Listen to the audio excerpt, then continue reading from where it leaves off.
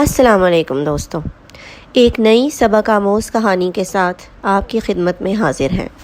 یہ کہانی ہے ایک ایسے خوبصورت گلاب کی جس نے اپنے پاس موجود بدصورت کیکٹس کے پودے کو نیچا جانا، اور پھر کیا ہوا آئیے سنتے ہیں۔ ایک دفعہ کا ذکر ہے کہ دور ایک صحرا میں ایک خوبصورت گلاب کا پودا تھا۔ اس کی واحد شکایت یہ تھی کہ وہ ایک بدصورت کیکٹس کے ساتھ اگا تھا۔ ہر روز خوبصورت گلاب کیکٹس کو اس کی بدصورتی پر تضحیک کا نشانہ بناتا، یعنی اس کا مذاق اڑاتا۔ کیکٹس کو بہت دکھ ہوتا، مگر وہ خاموش رہتا۔ آس پاس کے سب پودے گلاب کو بہت سمجھاتے کہ کسی کی ظاہری شکل و صورت پر نہیں جاتے، مگر گلاب کسی کی نہ سنتا۔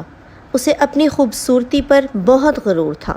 ایک تپتی دوپہر کو، جبکہ بارش کو کافی دن بیت چکے تھے، پیاس کے مارے گلاب کا پودا خشک ہونے لگا۔ اس کی خوبصورت سرخ پتیاں مرجھا کر اپنا رنگ کھونے لگیں۔ اتنے میں کیا دیکھتا ہے کہ ایک پرندہ آ کر کیکٹس کے پودے سے پانی پینے لگا۔ دوستو، کیا آپ جانتے ہیں کہ کیکٹس کا پودا بغیر بارش کے کئی دن تک اپنے اندر پانی کا ذخیرہ رکھ سکتا ہے؟ بہرحال نہایت شرمندگی سے گلاب کے پودے نے کیکٹس کے پودے سے پوچھا کہ کیا وہ اسے بھی کچھ پانی دے سکتا ہے۔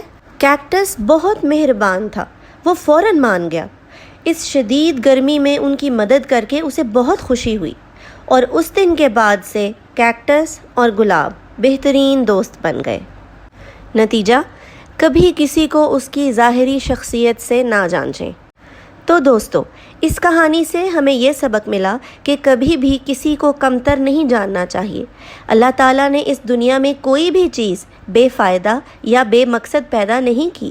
جیسا کہ اقبال کہتے ہیں، نہیں ہے چیز نکمی کوئی زمانے میں، کوئی برا نہیں قدرت کے کارخانے میں۔